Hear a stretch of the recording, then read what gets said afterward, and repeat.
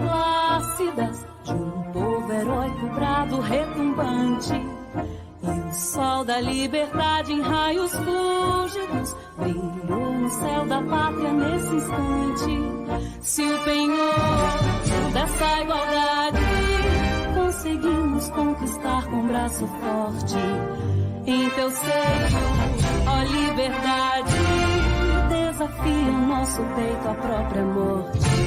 Ó pátria amada, colatada, salve, salve. Brasil, um sonho intenso, raio vívido de amor e de esperança, a terra desce. Se em teu formoso céu risonho e límpido a imagem do cruzeiro resplandece, gigante pela própria natureza, és belo, és forte, impávido, colosso, e o teu futuro espelha essa grandeza.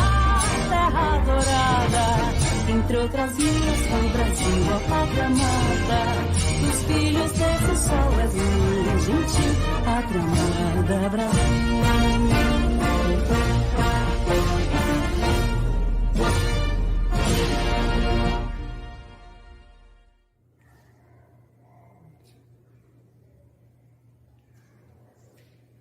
Olá, queridos irmãos, queridas irmãs, eu sou o Padre Alci, reitor do Seminário Diocesano Bom Pastor.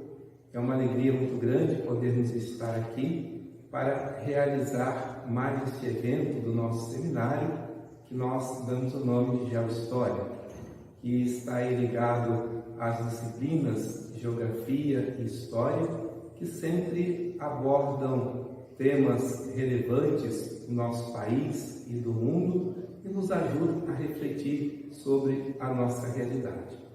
E este ano nós temos uma novidade, que estamos realizando a formação deste primeiro ano propedêutico juntamente com a Diocese de Araçuaí. Estamos aqui seminaristas de Cachoeiro, 3 seminaristas e 3 seminaristas lá da Diocese de Araçuaí, cujo bispo é o Dom Esmeralda. E o tema que nós vamos tratar é muito relevante para a nossa atualidade, que é a escravidão. Um tema que envolve tanto o Estado de Minas quanto o Estado do Espírito Santo.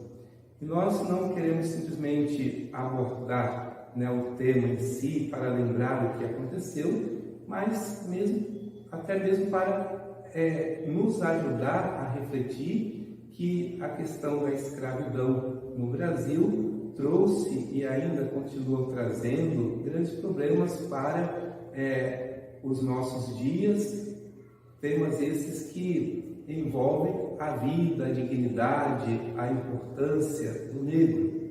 Então, ao refletir sobre a escravidão no Brasil, nós queremos pensar nas nossas atitudes, pensar nas nossas ações, pensar naquilo que nós fazemos e que nem sempre condizem com a fé que professamos. Porque, sobretudo, nós agimos a partir da fé que professamos.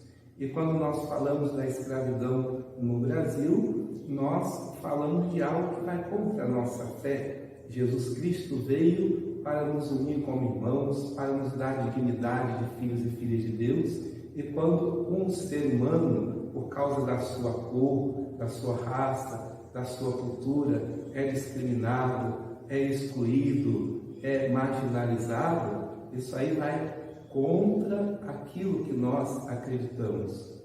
E o pensamento do nosso processo formativo é formar homens que possam vivenciar o Evangelho e ajudar a sociedade a caminhar nessa direção.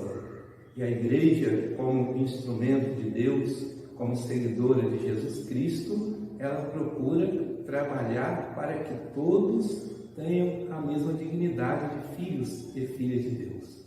Então nós esperamos que esse Geohistória, trazendo aí a história da escravidão, principalmente que aconteceu em Minas, no Espírito Santo, possa nos ajudar a aprofundar não somente o tema, mas aprofundar também a nossa relação diante do negro, da negra, diante dos povos que foram trazidos, né, de maneira escrava para cá, e a partir daí se formou, né, tantas coisas que não nos ajudam como cristãos.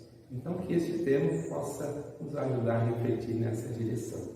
Desde já agradecemos tanto aos seminaristas que, com muito empenho, se colocaram na construção desse Geohistória, aos professores e todas as pessoas que cooperaram para esse momento tão importante. Um grande abraço a todas as pessoas aqui do Espírito Santo, de Minas, e que o tema possa nos ajudar a ser mais humanos, a ser mais cristãos, a ser mais irmãos. Um grande abraço a todos.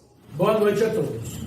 Eu sou Valber Miranda Terra, professor de História do Seminário Diocesano Bom Pastor. Boa noite. Eu sou Tainha Gardengo, professora de Geografia do Seminário Diocesano Bom Pastor. O Seminário Diocesano Bom Pastor é uma casa de formação localizado no bairro Alto Bela Vista, que atende aos jovens vocacionados da Diocese de Cachoeira do Bemirim, Espírito Santo.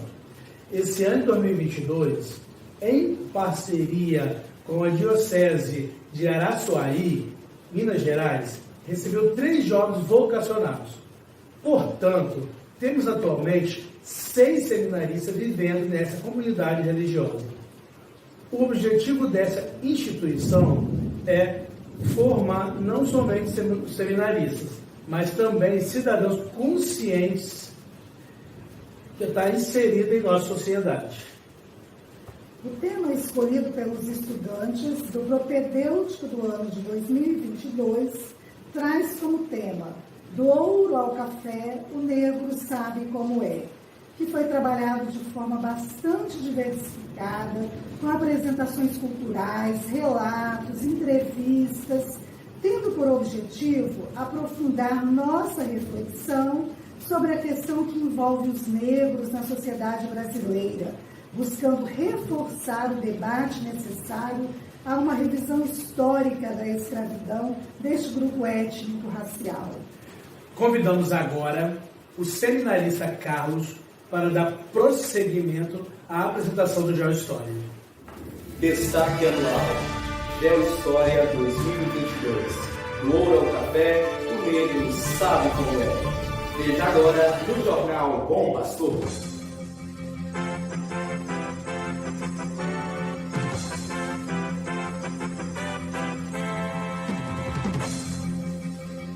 Boa noite. Está no ar a 11ª edição do jornal Bom Pastor, diretamente dos estúdios de nosso seminário diocesano. Vamos iniciar essa edição com a contextualização da pauta tratada por nosso trabalho. A bola está com vocês, colegas seminaristas. A escravidão começou no Brasil no século XVI. Foi uma instituição violenta e desumana que existiu durante mais de 300 anos e foi responsável pela escravização de milhões de indígenas e africanos. Os colonos portugueses começaram escravizando os índios, porém a oposição dos religiosos dificultou esta prática. Os primeiros africanos começaram a chegar no Brasil na década de 1550 e foram trazidos por meio de tráfico negreiro, negócio que fez fortunas ao longo de 3 séculos. Ao longo dos 300 anos de existência do tráfico negreiro, cerca de 4,8 milhões de africanos foram trazidos para o Brasil, o que significa que o nosso país foi o que mais recebeu africanos em todo o continente americano. As mulheres também foram escravizadas e executavam principalmente atividades domésticas. Os filhos de escravos também tinham que trabalhar por volta dos 8 anos de idade. Muitos dos escravos eram acorrentados para evitar que fugissem, e outros utilizavam máscaras de ferro, como a máscara de Flanders, utilizada para impedir que os escravos engolissem diamantes nas regiões mineradoras, ou até mesmo para impedir que cometessem suicídio. A violência praticada sistematicamente contra os escravos tinha o objetivo de incutir-lhes o temor de seus senhores e impedir que fugas e revoltas acontecessem. A história de Minas Gerais é marcada pela mineração, pelas cidades históricas, os quilombos e a resistência negra. A construção do Estado também se deu por meio da exploração do trabalho de negros e negras, escravizados no processo de colonização das terras mineiras durante o século XVIII. A mineração foi a atividade econômica central, mas não única.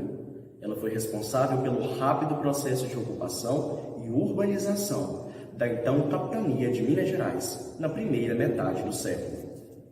Já no Espírito Santo, os escravos desenvolviam diferentes tarefas relacionadas ao café, que, diga-se de passagem, foi uma atividade muito lucrativa e uma das mais marcantes do Estado naquela época.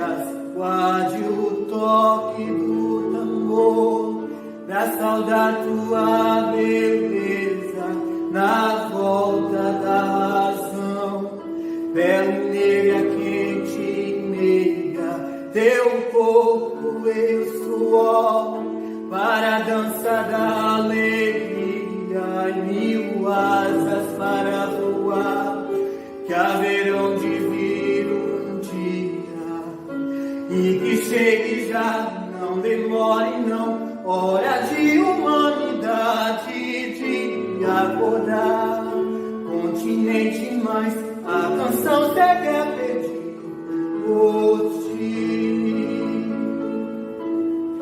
África, penso de meus pais, ouço a voz do seu lamento de multidão, da escravidão, a vergonha dia a dia e o vento teu sul é semente de outra história que já se repetiu, a história que esperamos e o homem não sentiu, que o fim dessa maldade é o gás que gera o caos, é a marca da loucura.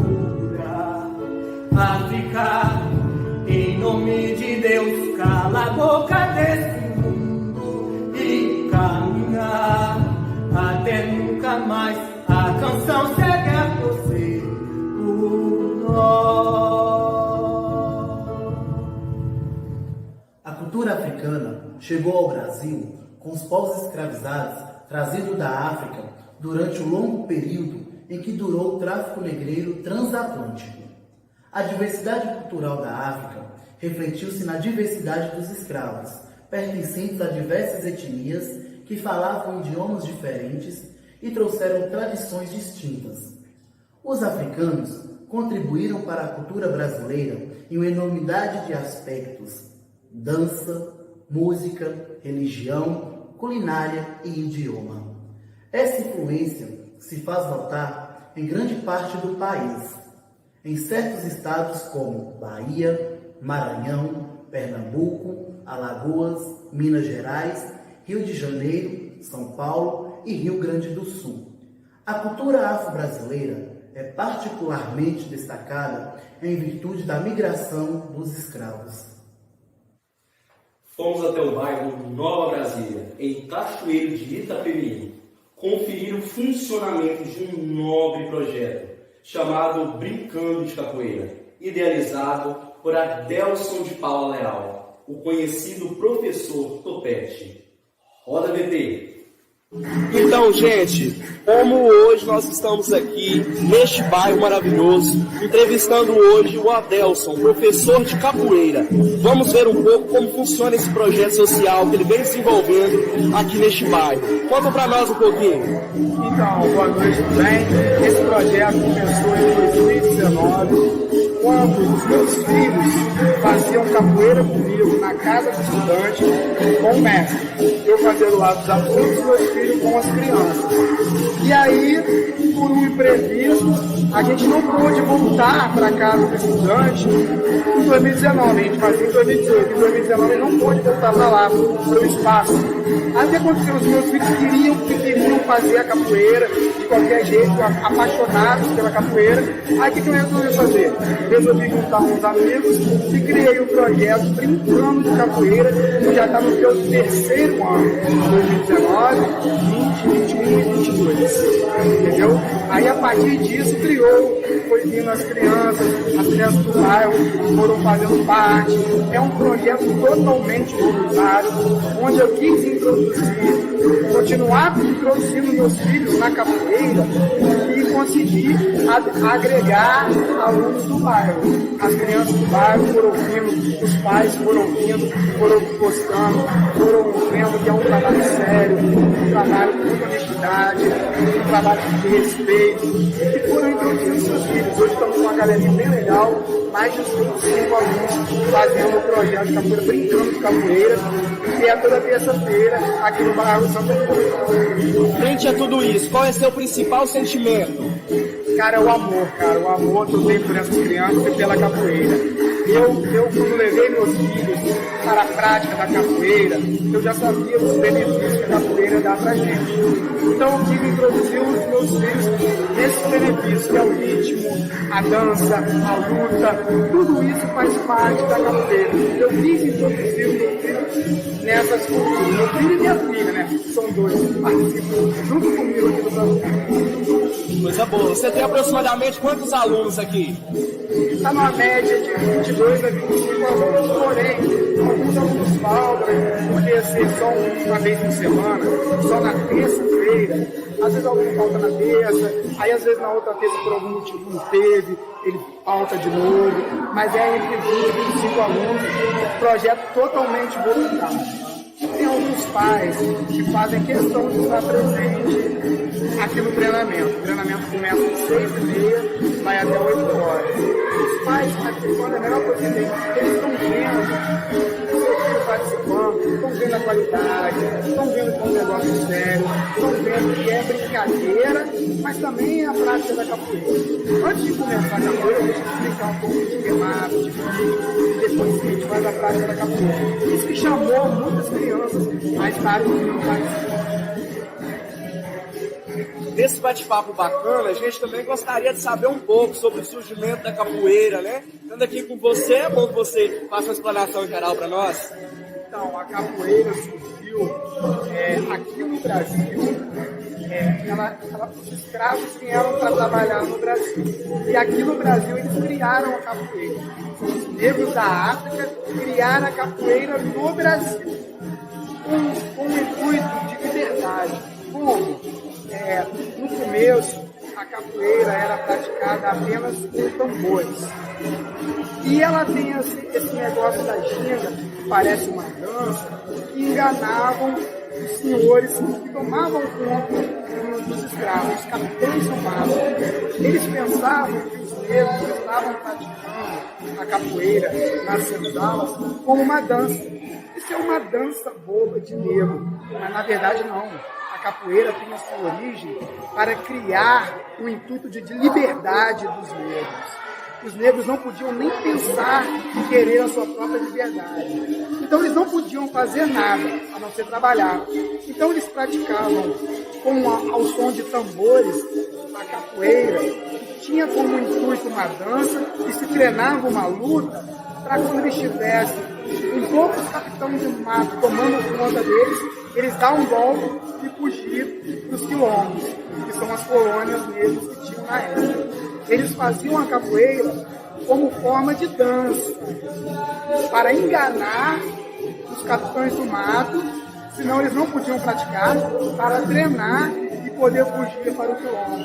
Tá? Alguns golpes da época têm um nome como de martelo, meia-lua de compasso, rabo de arraia, que é coisas que existiam na época.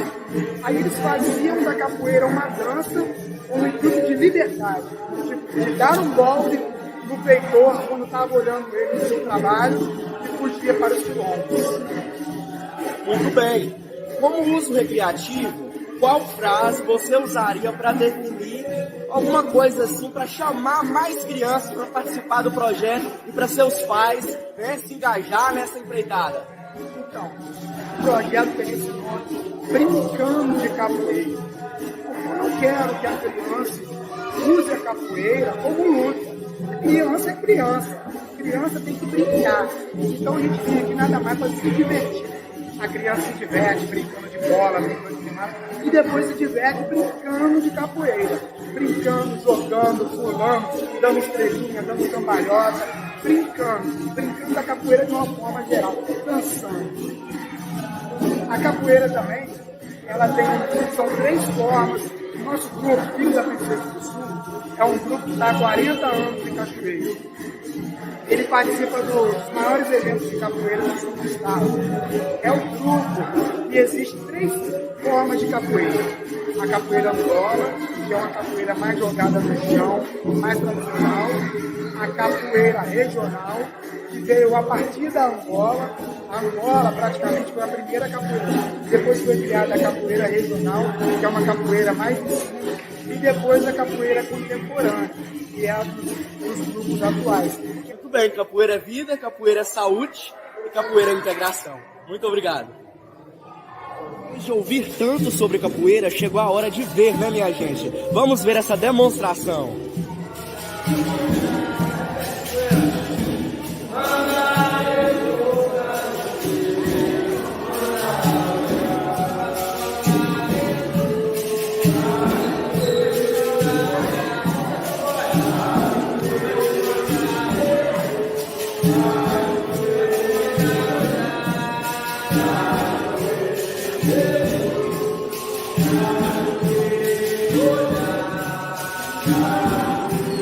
Yeah.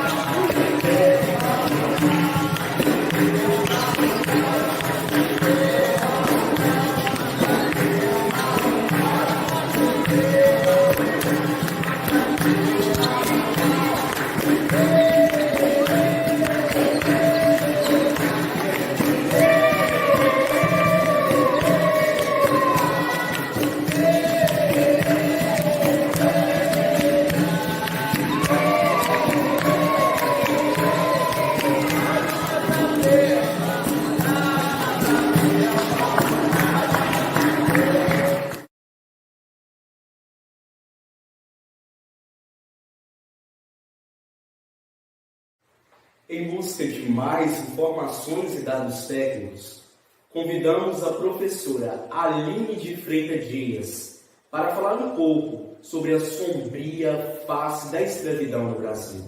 Na tela, por favor, vamos conferir. Olá pessoal, eu sou Aline de Freitas Dias, professora de História formada pelo Centro Universitário São Camilo, mestre em História das Relações Políticas pela UFES. Hoje estou aqui, participando desse diálogo, a convite aqui de alguns representantes do Seminário Diocesano Bom Pastor.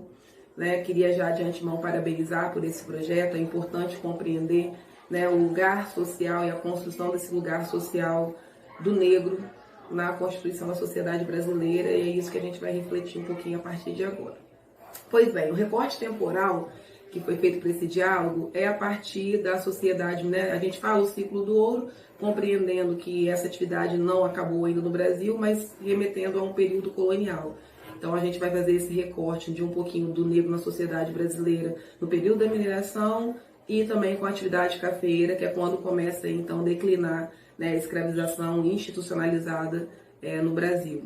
No primeiro momento, a mão de obra indígena, e depois a mão de obra escravizada africana, que também é trazida para cá. É importante já pontuar isso, porque nos dois momentos, quando nós falamos de escravização, nessa sociedade que vai dar origem ao Brasil, nós estamos falando da escolha de populações inteiras baseado em um critério étnico-racial e num critério de eurocentrismo, etnocentrismo, porque essa escravidão ela não se deu entre os povos europeus nesse momento, mas sim entre as populações consideradas não brancas.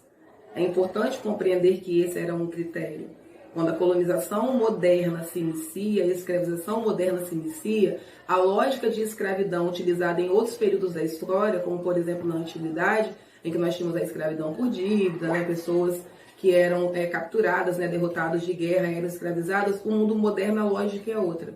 No mundo moderno, essa escravização ela é vista justamente na construção do que a gente chama de outridade. O outro é aquele que não se parece comigo, é aquele que não é igual a mim, é aquele que não detém as mesmas tecnologias que eu, mas é principalmente aquele que não tem a mesma cor, que não tem a mesma religião, que não tem a mesma cultura que eu. Esse é o outro. A atividade mineradora, ela era cansativa, ela era exaustiva, uma atividade que soltava ali gases que faziam com que as pessoas ficassem doentes, eles ficavam longas jornadas dentro de água, para poder fazer essa mineração. Durante muito tempo, construiu-se a narrativa histórica de que a mão de obra escravizada que havia na região das Minas não era uma mão de obra especializada, que esses indivíduos, na verdade, eles tiveram que aprender a mineração de uma hora para outra e que não havia essa figura. A própria ideia do garimpeiro no século XVIII, quem era chamado de garimpeiro, via de regra, não era o trabalhador das minas.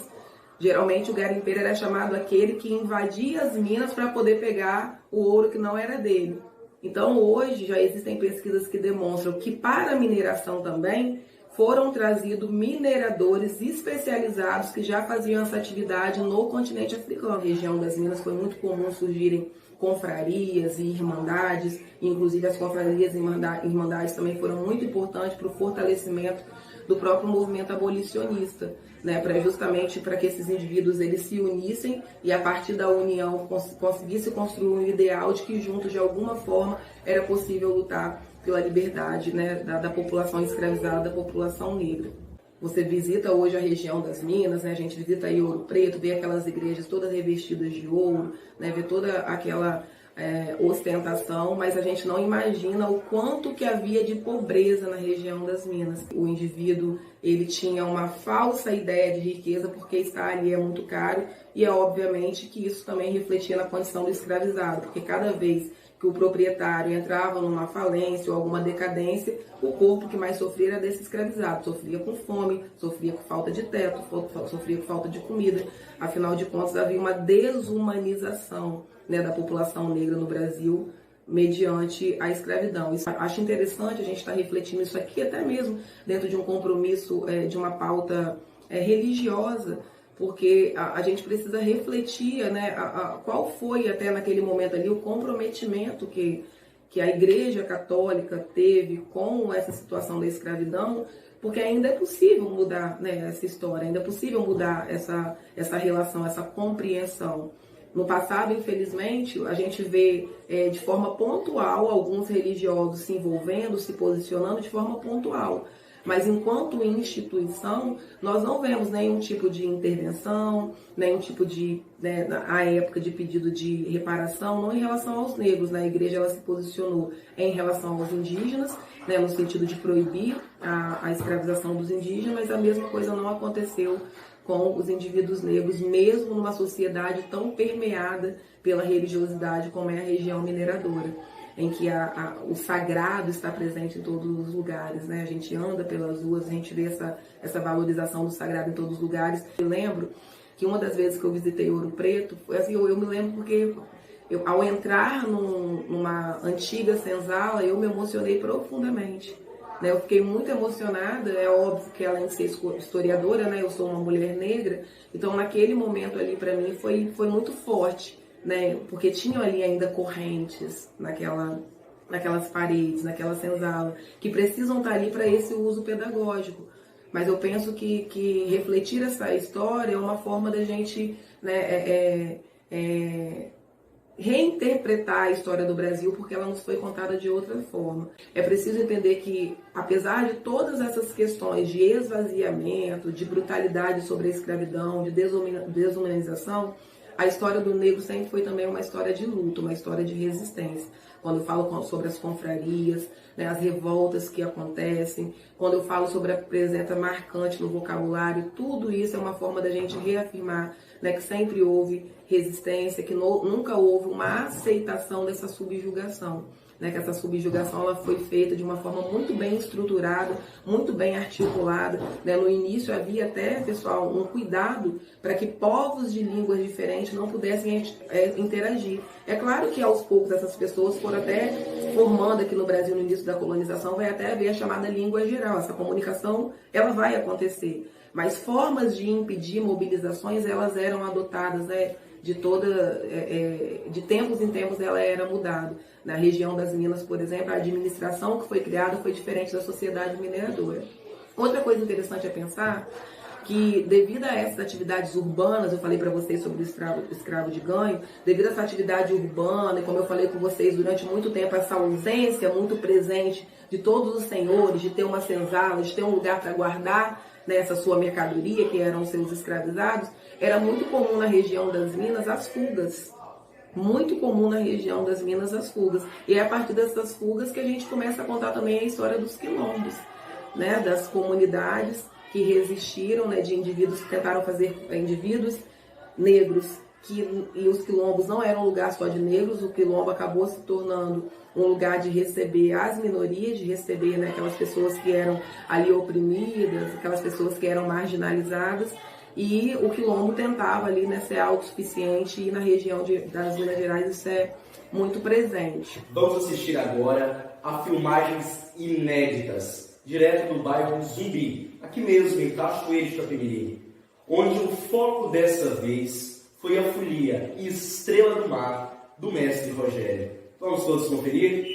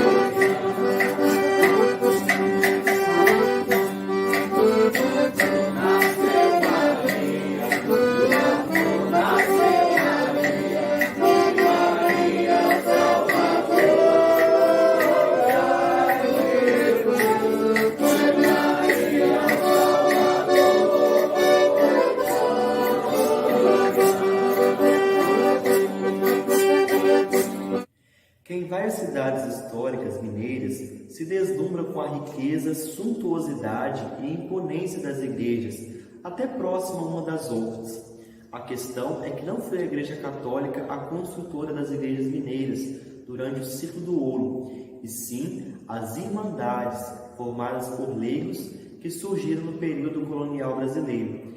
Cada irmandade construía sua própria igreja. As atuações das irmandades eram vistas com bons olhos pela coroa portuguesa, já que esses movimentos tinham total controle sobre a construção de seus templos. As irmandades dos homens pretos eram as mais ativas e atuantes. Nos dias de festa das irmandades dos negros, eram ocasiões em que as tradições africanas se manifestavam. Nessas irmandades, que reuniam escravos, eles reservavam uma grande parte dos recursos das irmandades para a compra de alforria de alguns de seus membros. As irmandades de Nossa Senhora do Rosário, por exemplo, eram uma das que reuniam negros, livres e escravos. Na beira do mar, onde o negro chorou, quando viu Nossa Senhora saindo das águas cobertas de flor, quando viu Nossa Senhora saindo das águas cobertas de flor, na beira do mar, onde o negro chorou.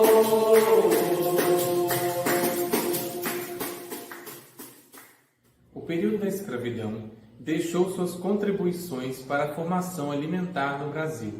Na alimentação brasileira, a contribuição africana afirmou-se pela introdução do azeite de dendê e da pimenta malagueta, tão característica da cozinha baiana. A utilização do quiabo, o uso da banana e a maneira de preparar a galinha e o peixe. No Nordeste, são também populares o inhame, o quiabo, o gengibre, o amendoim, a melancia e o jiló. Na Bahia, em sua capital, e no recôncavo baiano, surgiram a cozinha afro-brasileira, herança dos negros para a culinária, com seus chinchins, acarajés, muquecas, vatapás, trazendo a comida dos santos para a mesa dos habitantes daquele lugar. Durante a segunda metade do século XVII, o Império Português passava por um momento de crise econômica na Europa. Portugal estava sofrendo com a concorrência holandesa na produção de açúcar. Para tentar sair desse cenário, a coroa estimulou a busca por metais preciosos nas suas colônias. Neste panorama, surgiram os bandeirantes, que entraram no interior do país por meio de expedições chamadas bandeiras e entradas. Os bandeirantes foram exploradores do território brasileiro. O trabalho mais duro era da mineração, especialmente quando o ouro do leito dos rios escasseou e teve de ser buscado nas galerias subterrâneas. Doenças como a desinteria, a malária, infecções pulmonares e as mortes por acidentes foram comuns. Há estimativas de que a vida útil de um escravo minerador não passava de 7 a 12 anos. No ano de 1696, uma dessas expedições conseguiu encontrar jazidas de ouro nas regiões montanhosas de Minas Gerais, onde teve início a ocupação do Vale do Ouro Preto. Nessa e em outras regiões de Minas, e depois em Goiás e no Mato Grosso. Além da formação de uma nova composição social, houve também um novo sistema de fiscalização, desenvolvido pela coroa portuguesa, especialmente para a atividade mineradora. A primeira forma de tributo foi o quinto, isto é, 20% do que era produzido na prospecção deveria ser remetido à coroa portuguesa. Houve ainda a criação das casas de fundição, cujo objetivo era transformar todo o ouro extraído em barras na própria colônia, após ter sido retirada a quinta parte, que era remetida à coroa. Então, nesse período colonial, nós temos ali, com o declínio da atividade mineradora, uma crise profunda, uma crise longa, que no Brasil só vai ser superada economicamente a partir do boom do café. né, quando o chamado ouro verde começa a ser uma bebida muito importante no exterior, e isso só vai acontecer ali, né, sobretudo na segunda metade do século XIX. No século XIX a gente já tem o café aqui, né, mas ele atinge mesmo o seu auge, ele se torna muito importante na segunda metade do século XIX.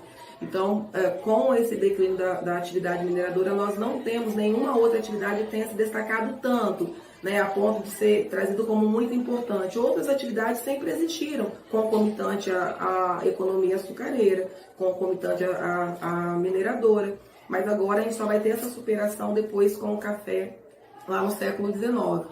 E aí a história da escravização também começa a mudar um pouco. Então, o Brasil ele se torna independente em 1822, ali na primeira metade do século XIX. O café se torna uma pauta muito importante, né, na segunda metade do século XIX, e a mão de obra ainda era escravizada. Então, o Brasil se tornou independente, a escravidão continuou. Que loucura, né? O Brasil se torna independente. Dentre as pautas, as discussões em torno da independência do Brasil, o fim da escravidão esteve em pauta.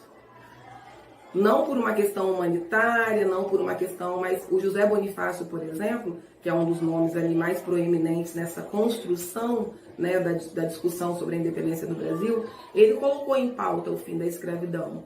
E as elites econômicas, que também se converteram em elites políticas, que estavam conduzindo o processo de independência, não aceitaram. A independência do Brasil ela foi feita a partir de um pacto. Qual era o pacto? Aquele grupo que estava combinando a independência, né, ele diz que essa independência viria só se a monarquia fosse mantida. Tanto é que o Brasil é o único país da América Latina que, ao se tornar independente, continua com uma monarquia.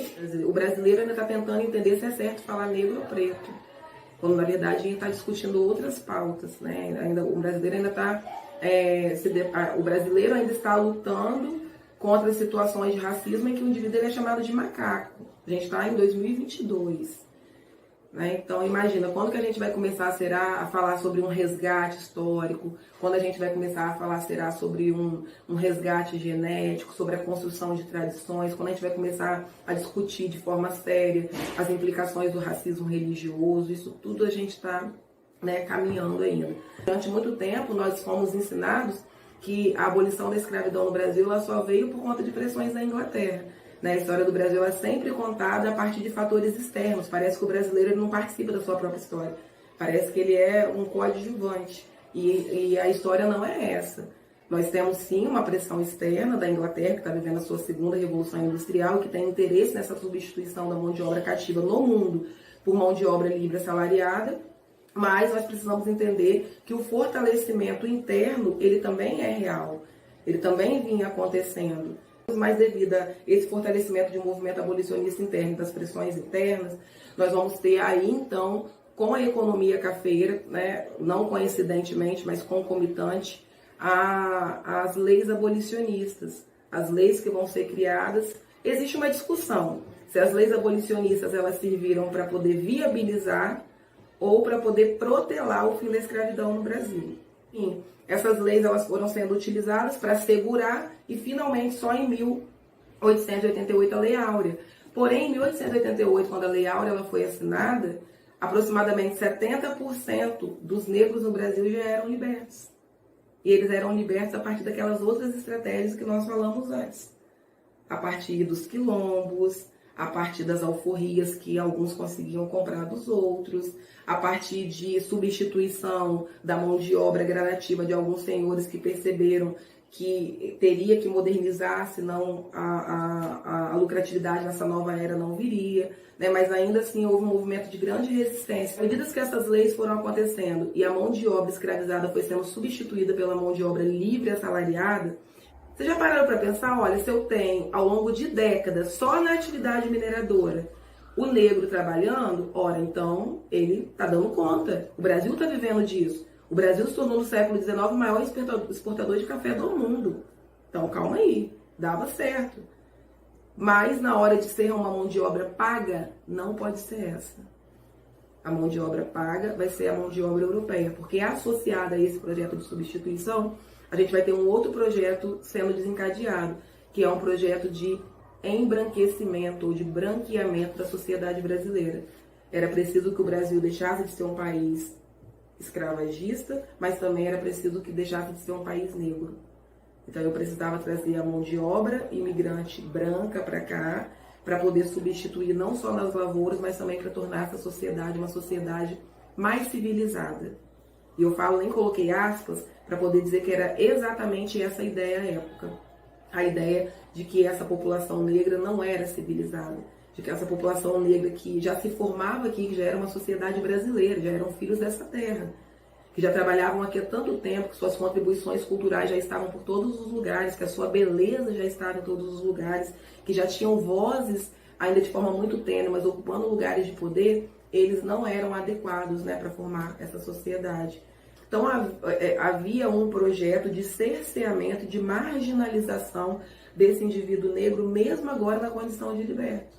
Não existe na história do Brasil imperial, que é esse período que nós estamos tratando aqui agora, e não vai haver depois também do Brasil republicano, um projeto de reparação. Com certeza vocês já ouviram essa expressão, né? Reparação histórica. Eu nunca vi um erro ser corrigido. Eu penso que é consenso de que a escravidão foi um grande erro na história da humanidade. Mas ele já passou, não foi essa geração que escravizou, ok? Então, a gente ouve muito isso falar, nossa, mas eu não escravizei ninguém, eu não tenho dívida com ninguém.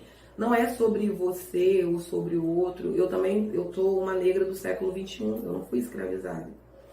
Mas eu entendo que as marcas desse período, elas não foram apagadas. Porque não houve um projeto de reinserção do negro na condição de liberto. Mesmo na condição de liberto, ele continuou sendo excluído, subalternizado. O que não podia mais era o chicote do seu senhor. O que ele não tinha mais era a senzala. Mas ele ainda era visto como selvagem. O corpo dele ainda era o feio, ainda era o selvagem. A sua cultura, né, ela ainda era marginalizada. Essa relação de ideia de reparação histórica, ela é muito recente na história do Brasil. Essa pauta está sendo discutida muito recentemente. Talvez até por isso ela seja ainda muito mal interpretada e às vezes até muito recusada. Falar sobre isso e levar isso à frente, esses erros eles continuarão por aí. Se nós olhamos as estatísticas hoje do Brasil, todas as piores estatísticas do Brasil, socioeconômicas, marginalidade, pessoas, né, tudo. A gente pode fazer isso através de uma tabela de cores. Quem são a maioria dos presos provisórios no Brasil? Né? Quem é a maior população carcerária no Brasil? As mulheres que mais são violentadas, qual é a cor dela? Os jovens que não terminam o ensino médio, qual é a cor deles? Se a gente for olhar as estatísticas brasileiras, a gente percebe que essa reparação histórica ela não foi feita, ela precisa, sabe por quê?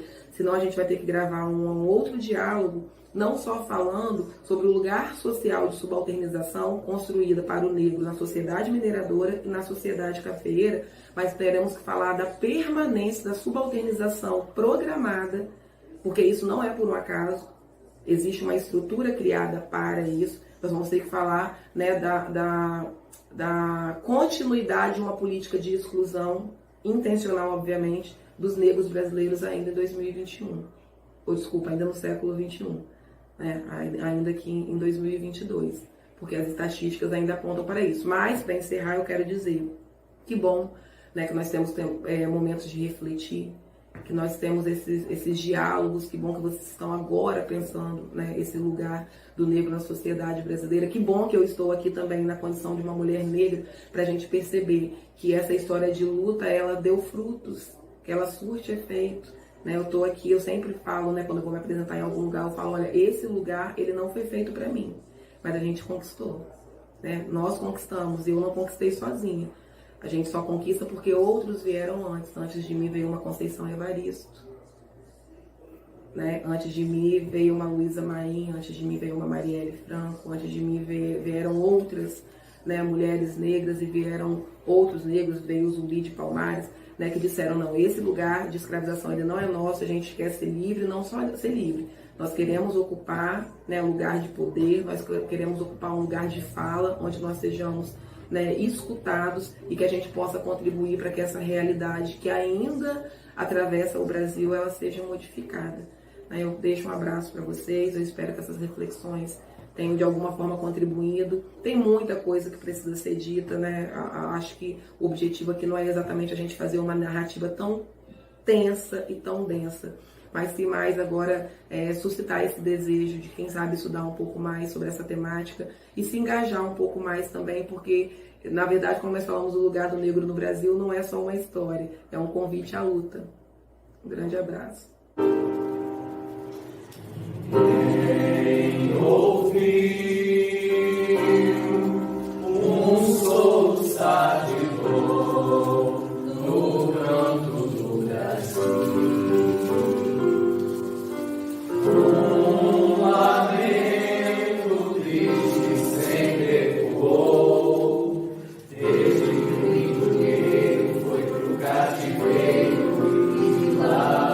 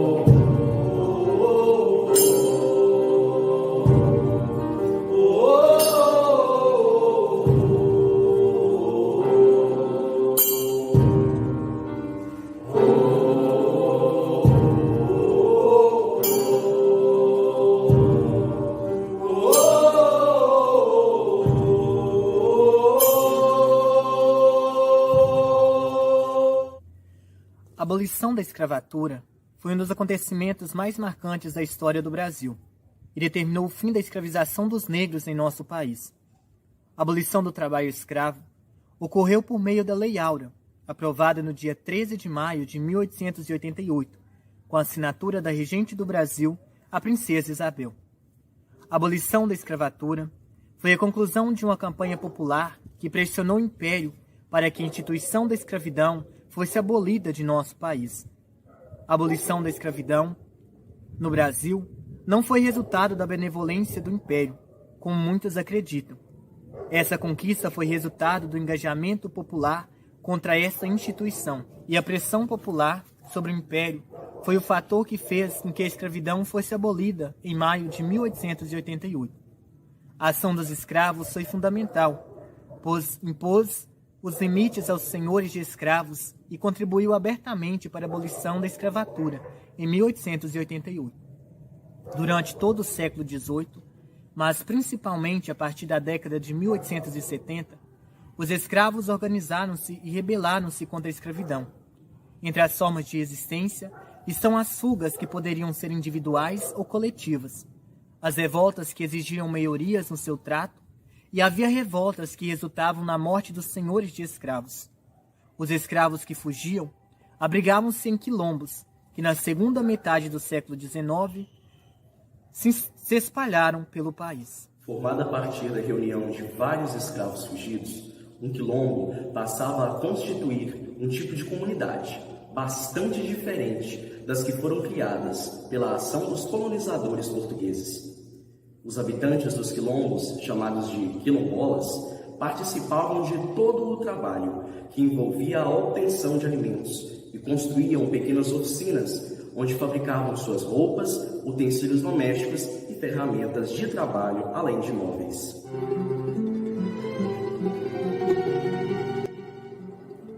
Irmão de olho claro ou da Guiné, qual será o seu valor? Pobre artigo de mercado, Senhor, eu não tenho a sua fé e nem tenho a sua cor. Tem o sangue avermelhado, o mesmo que escorre da ferida, mostra que a vida se lamenta por nós dois, mas falta em seu peito e coração a umidade da escravidão e um prato de feijão com arroz. Eu fui Mandinga, Cambinga e Alçada. Fui o rei de Bar, preso na corrente. Sofri nos braços de um capataz. Morri nos canaviais, onde se plantava gente. E Calunga, onde mora a Senhora Liberdade, não tem fé nem ferida.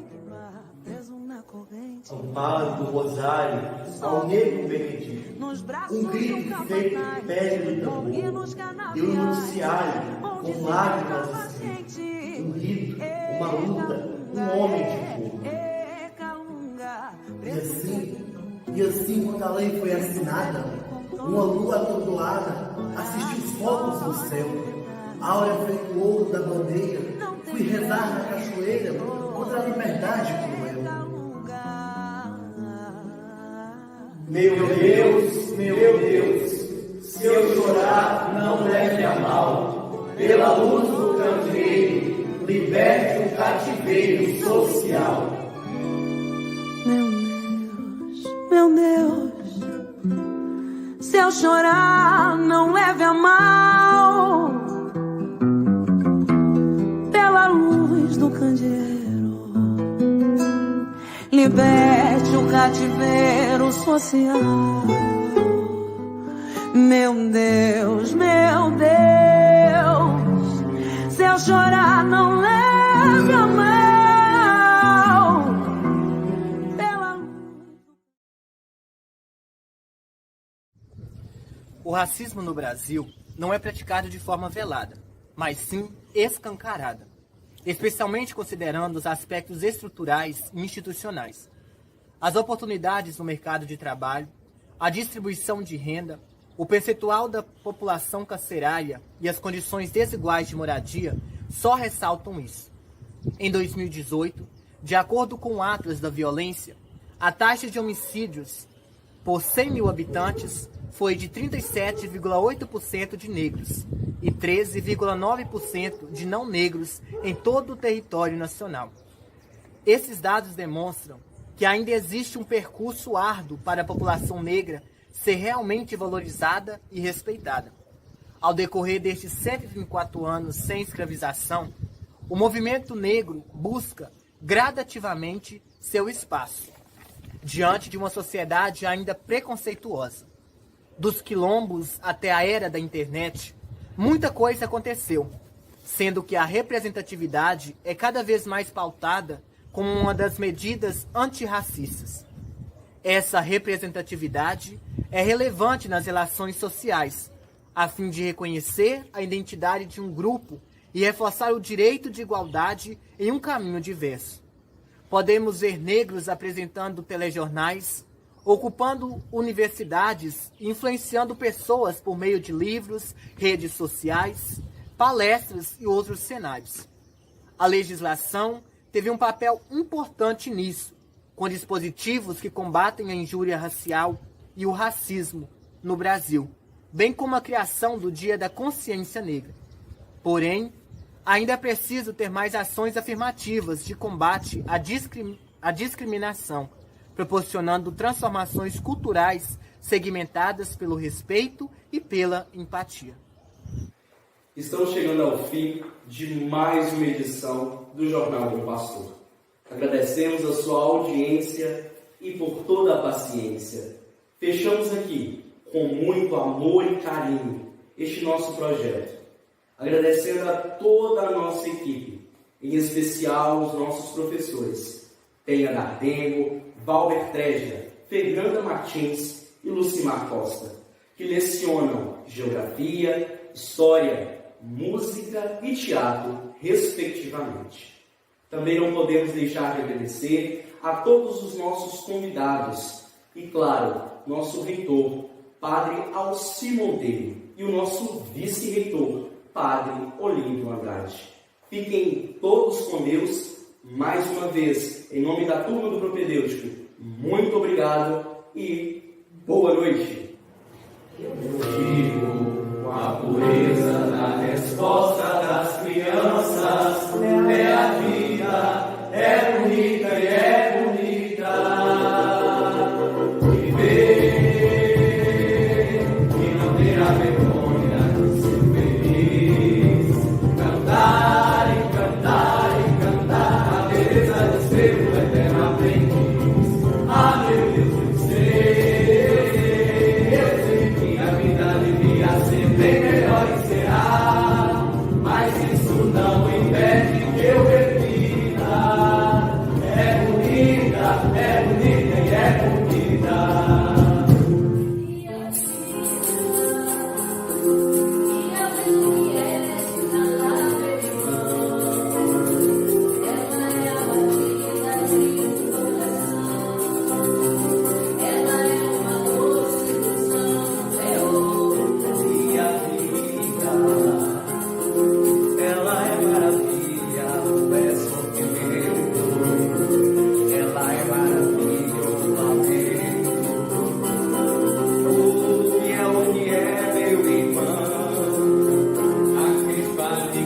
Da gente é o nada no mundo, é uma gota, é um tempo, e vengaram ser tudo. Aquele vale que é o divino e segue todo. É o sopro do Criador, numa atitude repleta de amor. Você diz que é um degradê, ele diz que a vida é ela diz que melhor é morrer, pois amada não é, e o bem é morrer. Seja a força, eu ponho a força da fé. Somos nós que fazemos a vida, como der ou puder ou quiser. Sempre desejada, por mais que seja errada. Ninguém quer a morte, só saúde, sorte.